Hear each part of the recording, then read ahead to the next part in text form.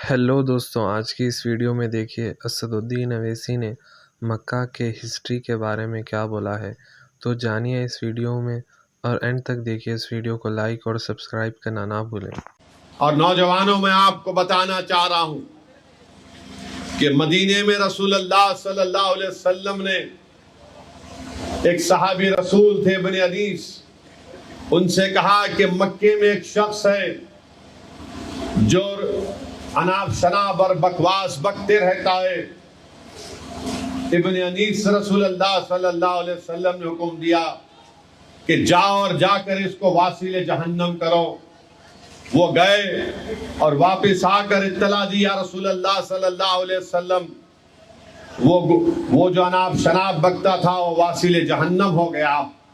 تو اللہ کے رسول صلی اللہ علیہ وسلم نے اپنا عصا ابن انیس کو دیا اور کیا فرمایا رسول اللہ صلی اللہ علیہ وسلم نے کہ یہ حشر کے میدان میں یہ تمہارے لیے اور میرے لیے تمہاری پہچان ہوگی۔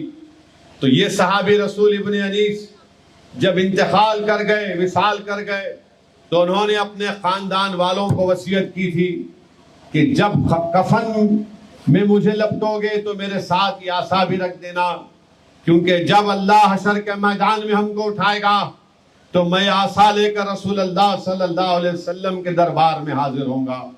نوجوانوں، ناموس رسالت کو اگر سمجھنا ہے تو مکہ فتح ہوا، اللہ کے رسول صلی اللہ علیہ وسلم نے یہ عام اعلان کر دیا کہ آج سب کے لیے معافی ہے۔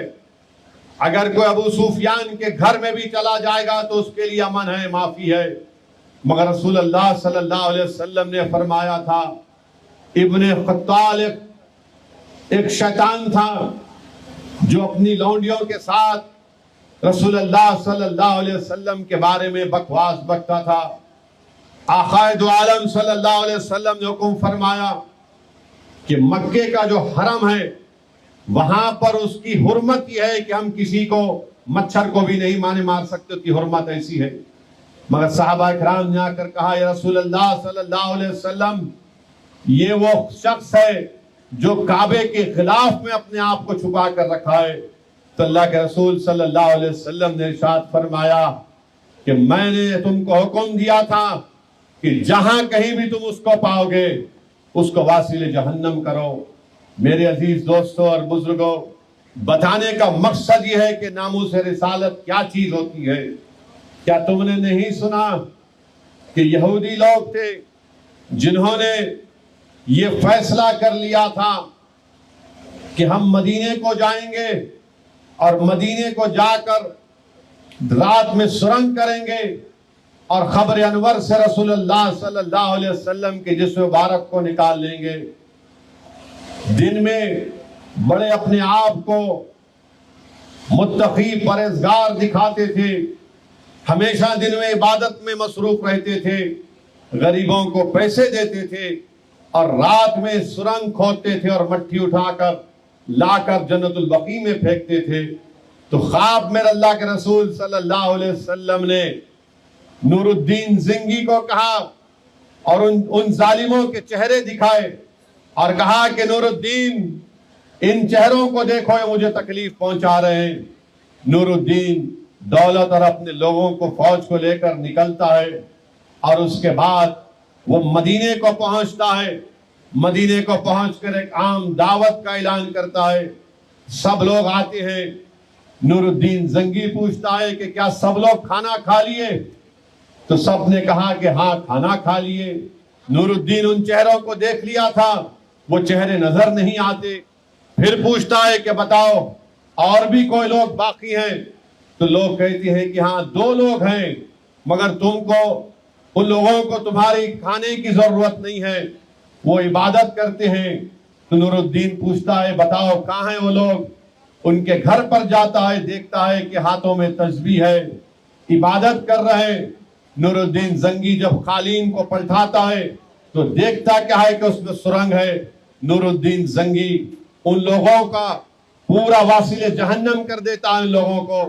وہیں پر صلاح الدین ایوبی کے دور زمانے میں وہاں پر ایک حاجیوں کے لیے لوگ حج کو جا رہے تھے، ایک انگریز تھا ریجینالڈ اس کا نام تھا، اس نے حاجیوں کے قافلے کو لوٹ لیا، حاجیوں کا قتل کر دیا اور اپنی زبان سے کہا کہ کہاں ہے تمہارا محمد صلی اللہ علیہ وسلم، بلا اس کو۔ سلطان صلاح الدین ایوبی کو معلوم ہوا، صلاح الدین ایوبی 2 سال محنت کیے، 2 سال محنت کیے۔